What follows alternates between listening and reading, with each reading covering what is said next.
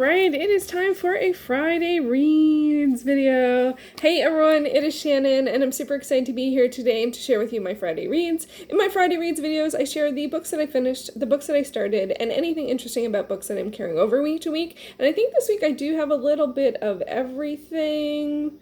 Carryover, maybe? I certainly didn't finish everything I'm in the middle of, so I'm sure there's carryover. And this is going to be and this is, as it is the end of October, it is the final week of the Halloween Creature Feature Reading Extravaganza. That being said, I am filming just a little bit early, so I hope to finish one more title for that. But before we get to the last one I want to finish, let's get to the last one that I did finish. And this one I did mention last week, and that is The Silver Kiss by Annette Curtis Klause. And this is a paranormal romance YA, but it's actually from the 90s. I did not realize that when I read it. When I picked it up. I picked it up because it's like the oldest on my Goodreads TBR list, and I needed something for a vampire novel by a female author because I wasn't going to finish the one that I had started, so I decided to pick another one and finish the other one whenever I finish it. Oh my gosh, there's so many books I haven't finished. But anyway, I did finish this, and I actually really enjoyed it. I appreciated the fact that it was a standalone, although this edition had two stories in it, two additional stories in it, both of which I thought were quite touching. And this one had some weight to it, and it had some challenges with it, and it wasn't all, it's so funny because I've been reading paranormal romances for a long time now, and they can be very formulaic, which in one way is, there's a certain comfort in that, but this one was dark and, it just had some different elements to it that I really liked, and I liked the storytelling, and it flips perspectives between Zoe and Simon, the two protagonists. Zoe is a high schooler who's going through a tough time because her mom is sick and her friend's moving away, and she feels very alone and at odds with things. And then Simon is a vampire. He's hundreds of years old, but he looks like a teenager. Okay, so that is consistent with a lot of paranormal romance YA stories. We learn about his past. I'm not going to spoil it. I actually thought the storytelling and the relationship development and the fact that she is kind of not sure about this guy made a lot of sense. And I actually thought it was quite touching. I was very happily surprised. I thought I would enjoy it, but I actually thought it was quite touching. So that was quite a win. And it's one of the oldest on my Goodreads TBR, which is a huge win. I've read almost nothing from that list this year. So it was double win. Halloween Creature Feature Reading Extravaganza, tick box, as well as oldest on Goodreads TBR, tick box. Yay! And then I started for the last challenge I need to complete is the Lovecraftian or Cosmic Horror by an author of color. And for that, I am reading The Ballad of Black Tom by Victor LaValle. I only just started this. I've only read the first two chapters. It's hard to get a sense. So far, it's a bit hard to get a sense of what the cosmic Lovecraftian element of the story is or will be. It's still more in the setup stage. I do hope to finish this by the end of the month. It is a novella at 150 pages, so I think I can manage it. So far, I'm enjoying it. I like the writing style. The characters are, or the protagonist that we're following is an interesting and intriguing character, and I'm curious to see where it is going to go from here. And then, not for the readathon, but kind of themed, I think it would suit people who are participating in the readathon if you have not heard of it, and that is, I'm also reading Monstress. Now, this is a graphic novel. Oh, no, it's a comic. It's a comic. I did not know. Thank you both to Izzy from Happy for Now and Ashley for the Bookish Realm.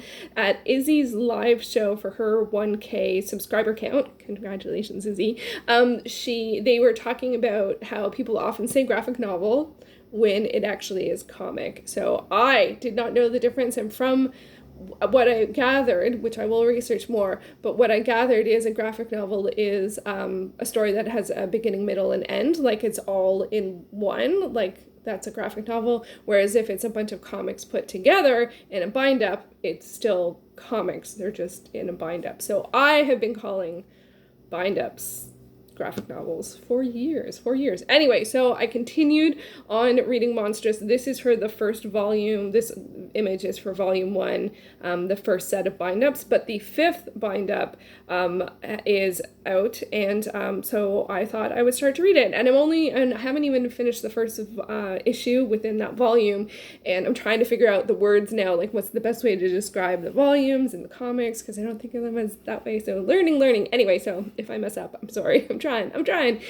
So volume 5. This is I have no idea the best way to describe it. Dark fantasy or horror. It's actually, I find it it's rather disturbing, the themes and the things that happen in the story. And I also find it a little hard to understand the society structure world of this. We follow the protagonist who I just don't really know. To be honest, I don't really know how to describe it at all, except for that I do enjoy it. And the art style is just it's gorgeous. And I love that it's actually a matriarchal society.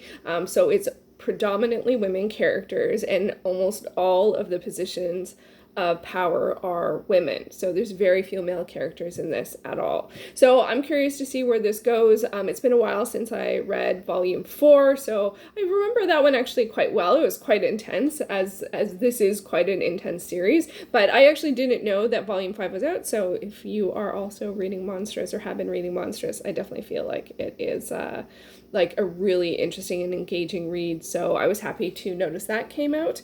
I also read, and this actually, I read this, I'm reading this for my A to Z manga challenge, which I won't get all the letters in, but I'm still working my way through. And I picked UQ Holder. Does this have the author? Ken Akumatsu.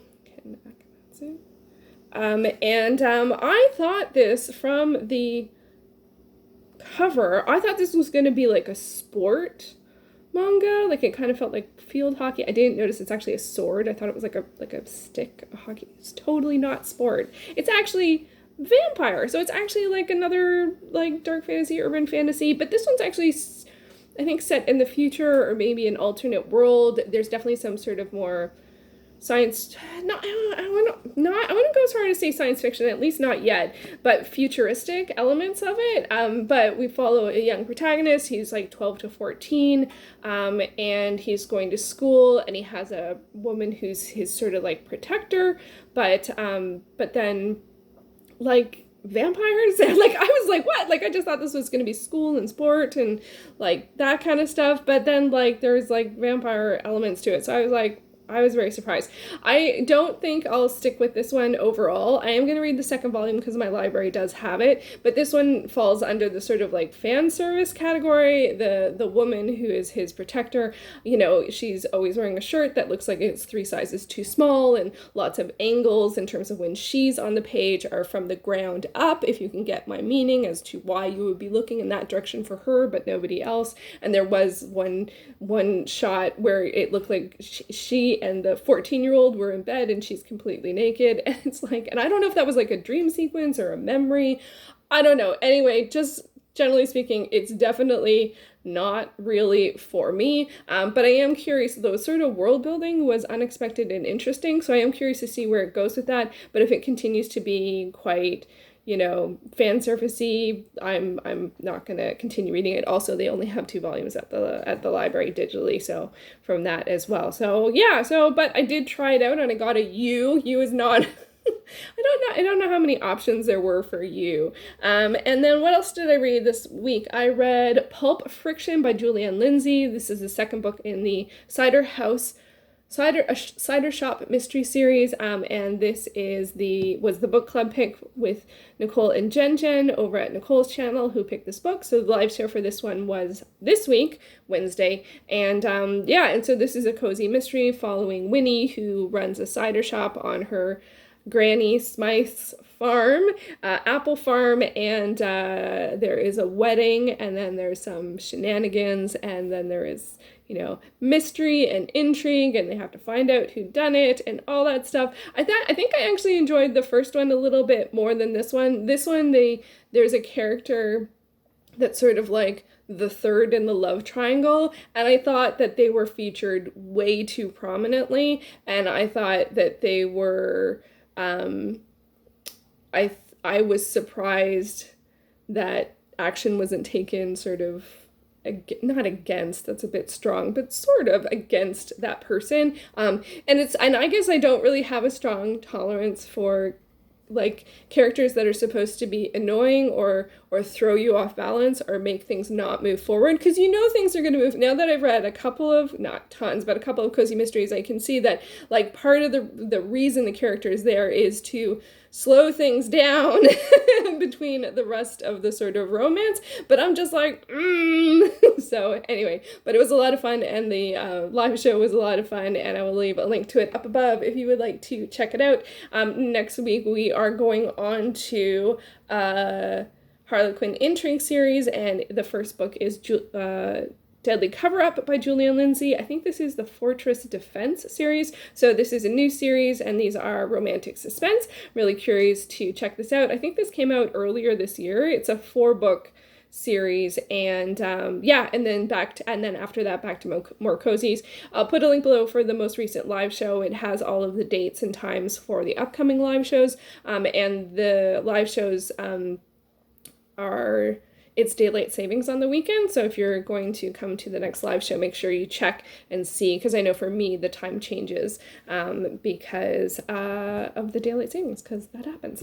So yeah, so is that everything? That's mostly what I read. I will have my where is that come from? I will have my November TBR up probably early next week. I had a hard time coming up with it, and I almost decided not to do it, and then I pared it down a lot, and then it blossomed up to a lot, and then I'm just like, I don't even know. So it was a bit of a, it was not, I don't know, it was very, I don't know if I was feeling non-committal or indecisive, because now we're getting towards, not only the end of the month, but the end of the year. And like, for me, I don't make any reading plans for December, because December, like, we're getting into the holiday season and all that stuff. So I can't commit to any reading but this year's different. And so I don't know what it'll be like. And then I was like, I don't know how to plan for this. And so whatever. But more importantly, we have another holiday coming up, so I want to wish everyone a happy Halloween or a blessed Samhain, depending on what you celebrate, if you celebrate anything,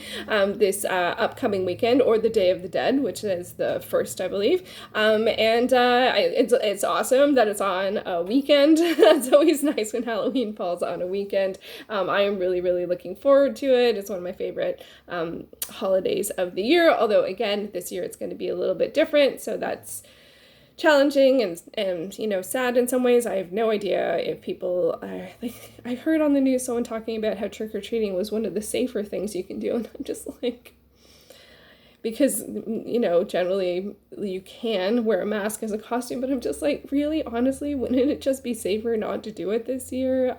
I don't know. Anyway, not gonna get into that. But yeah, I thought there was something else. Yeah, last weekend I did a really big push to finish a bunch of stuff, and I had my biggest day of the year so far in terms of reading, and since then, crash and burn. So that was not the best. I did finish a bunch of stuff which felt good, but then since then my reading hasn't been as good. So I think I'm a bit more of a tortoise, like I'm a bit more just like slow, consistent progress. When I try and be a hare, it's not as well, it's just different rhythms. I think I'm just generally more of a tortoise. Although that I don't know. Anyway, I don't know. If I'm going to push to finish a couple things by the end of the month, of course I'm going to do that. But I think the only one I'm really going to work on for sure is the Ballad of Black Tom. I would like to finish that, because that will mean I met all of the challenges for the Halloween Creature Feature Reading Extravaganza, and that would be super awesome. So that is my goal. And then Deadly Cover-Up I will be reading like through to next week and stuff like that. And there's tons of stuff. I'm still at 30 on my currently reading. There's so many books. Anyway, let me know what you are reading this weekend. Let me know if you are celebrating any of the holidays this weekend, and I will see you soon in my next video. Thanks so much for watching.